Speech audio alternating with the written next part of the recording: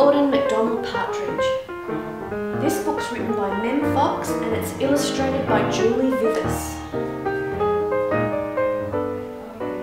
This book's all about supporting people that we don't know. Look at the beautiful pictures. There was once a small boy called Wilfrid Gordon McDonald Partridge, and what's more, he wasn't very old either. His house was next door to an old people's home and he knew all the people who lived there. He liked Mrs. Jordan, who played the organ, and he listened to Mr. Hosking, who told him scary stories. He played with Mr. Tippett, who was crazy about cricket, and he ran errands for Miss Mitchell, who walked with a wooden stick. He admired Mr. Drysdale, who had a voice like a giant.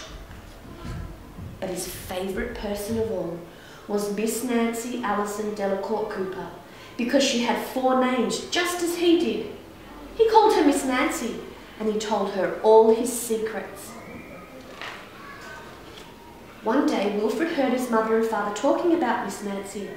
"Poor old thing," said his mother. "Why is she a poor old thing?" asked Wilfrid Gordon. "Because she's lost her memory," said his father. "It isn't surprising," said his mother. "After all, she is 96. "What's a memory?" asked Wilfrid Gordon. He was always asking questions. "It's something you remember," said his father. But Wilfrid Gordon wanted to know more. So he called on Mrs. Jordan, who played the organ. "What's a memory?" he asked. "Something warm, my child, something warm." He called on Mr. Hosking, who told him scary stories. "What's a memory?" he asked. "Something from long ago, me lad, something from long ago." He called on Mr. Tippett, who was crazy about cricket. "What's a memory?" he asked. "Something that makes you cry, my boy, something that makes you cry." He called on Miss Mitchell, who walked with a wooden stick. "What's a memory?" he asked. "Something that makes you laugh, my darling, something that makes you laugh." He called on Mr. Drysdale, who had a voice like a giant. "What's a memory?" he asked. "Something as precious as gold, young man, something as precious as gold." So Wilfrid Gordon went home again to look for memories for Miss Nancy, because she had lost her own. He looked for the shoebox of shells he'd found long ago last summer and put them gently in a basket. He found the puppet on strings, which always made everyone laugh, and he put that in the basket too. He remembered with sadness the medal which his grandfather had given him, and he placed it gently next to the shells. Next, he found his football, which was as precious as gold. And last of all, on his way to Miss Nancy's, he went into the hen house and he took a fresh, warm egg from under a hen.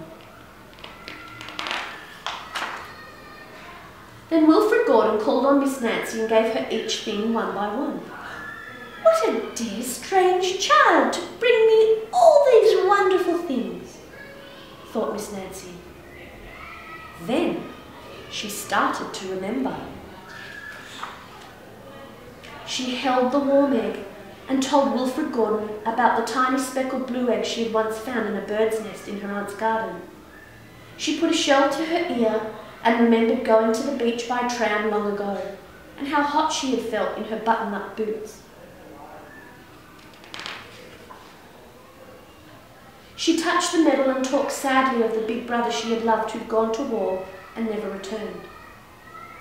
She smiled at the puppet on strings and remembered the one she had shown to her sister and how she had laughed with a mouthful of porridge.